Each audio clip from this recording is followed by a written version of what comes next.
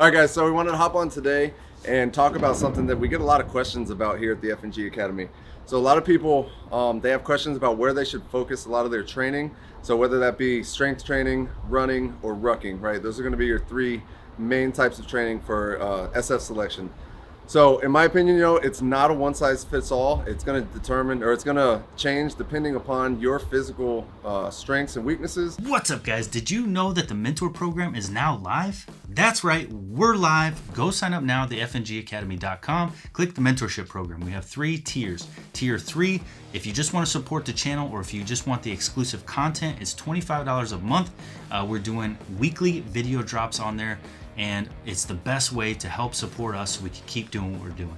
Tier 2 is coaching in group sessions, and Tier 1 is one-on-one coaching with a Green Beret. Those spots are currently full, but if you're interested in the one-on-one coaching, just sign up for the email list. We'll let you know when the spots are available so you guys can sign up. Thank you so much, and we look forward to helping you guys achieve your goals.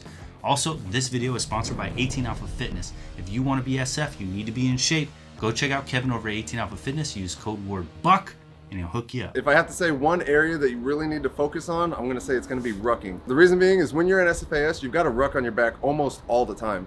So with the exception of the PT test on day 1 and your unknown time and distance runs, you've got a ruck on your back. So you need to get accustomed to how your body is gonna react. You need to train your body on what it's like to be under a ruck. So what we have here is a few different options on how you can get out there and get rucking. So we're gonna go over all these. They've got different price points, they've got different capabilities. But like I said, the important thing is you need to get underweight and get used to being under that weight. So we've got here the FNG Academy Ruck Trainer. So what this is a purpose-built tool that is gonna make it easy every time. It takes all the guesswork out of it. All you gotta do is put your plate on, whatever weight you're looking for. If you wanna do a heavy ruck, throw a 45 or 35 pound plate on here. If you wanna do a light ruck, go with a 10 pound or 25, whatever. But what this does is it makes sure that the weight is in the perfect spot every time, nice and tight against your body. We've got the hydration system on here. We've got the extra Molle webbing where you can put a foot care kit or whatever you want, right? But what this is it's based off of the actual frame that you're gonna get issued when you get in the Army or when you get to selection. You're gonna be using this Molle 2 frame. So this is gonna be probably one of the closest ways to mimic it, to mimic the loads you're gonna be under, but while also taking out all the guesswork. But we understand, this thing might not be for everybody. This might not be in everybody's price point. So we've got a couple other options here. So if you're already in the military, you're gonna have this. So what this is your Molle 2 Rucksack. Now this is, once you get to basic training, it's what you get issued and it's what you have to have when you go to selection. So if you're already in the military, you can use one of these. The only thing with this is it takes a little bit more planning and a little bit more prep work, because you can see this thing is absolutely massive. This thing holds a lot of equipment. So in order to get the weight where you want it and to get the weight positioned properly inside this ruck, you really got to plan out what you're going to put into this thing. So you're going to be sticking everything from sleeping bags, towels, whatever you can to kind of fill up the bottom of this. And then whatever you're going to be using for weight, you can put in here. I've seen guys use plates like we would put on this, like an Olympic plate.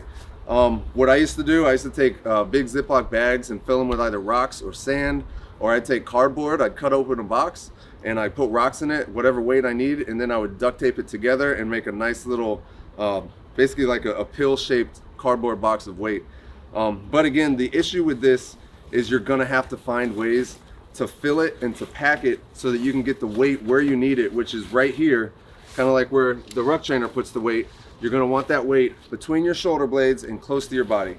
So this is an option, but it just takes a little bit more guesswork, or it takes a little bit more preparation, and it's not gonna be as quick and easy as something like the ruck trainer. Now, if you're not in the military, you probably don't have Molle 2 ruck. So the next 2 options that you can go with is a civilian hiking bag. A lot of people have these. These things are made to go hiking. They're more comfortable than your Molle 2 ruck's gonna be. It's not gonna perfectly mimic the Molle 2 ruck, because you can see how the back of these are different, and these come in different styles, but generally they're not gonna be as robust as this. These aren't very comfortable, but they're made to last. These are more so for comfort, and they're gonna be a little bit more durable than a regular backpack, which we'll get to. But the issue with this, again, is they can hold a lot of stuff. So this one that we have here is a 60 liter. You can get them smaller, you can get them bigger. So depending on what you have, again, you're going to be packing it with towels, jackets, sleeping bags, whatever you can that's lightweight to get in the bottom. And then whatever you're using for weight, you're going to want to get right up here, same spot, between the shoulders, close to the body. And again, you want to make sure you cinch everything down because you don't want that weight moving around. So if you don't have access to a ruck trainer and you're not in the military, so you don't have an actual Molle 2 ruck, a civilian hiking bag is going to be a good choice.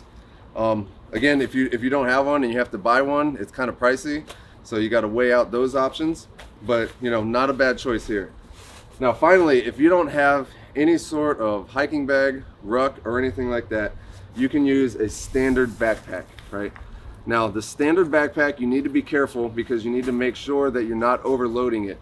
The last thing you want to do is have a crappy backpack and have the straps shear off while you're rucking, and that bag falls, hits you in the ankles, hits you in the legs, you can get injured, so you need to be careful, right? But if you have no other option, you can use a backpack. Again, you need to make sure you're placing the weight appropriately inside the bag and making sure it's secured so it's not shaking around on you. A lot of times backpacks will not have your waist pack or your waist belt, which is kind of important for rucking because it helps distribute the weight. So that's another limitation to having a regular backpack. I have seen some that do have the waist pack, but it's not made for weight bearing or holding weight. So normally they just keep the bag from moving around because you see it doesn't have a rigid frame. So in order to fully support the weight, you need a rigid frame. But in a pinch, if you have nothing else, you can definitely use a backpack to get out there and get rucking. Because as we always recommend, that's the most important thing, is to get out there and get used to carrying weight for long distances. So here again, we've got 4 different options that you can use.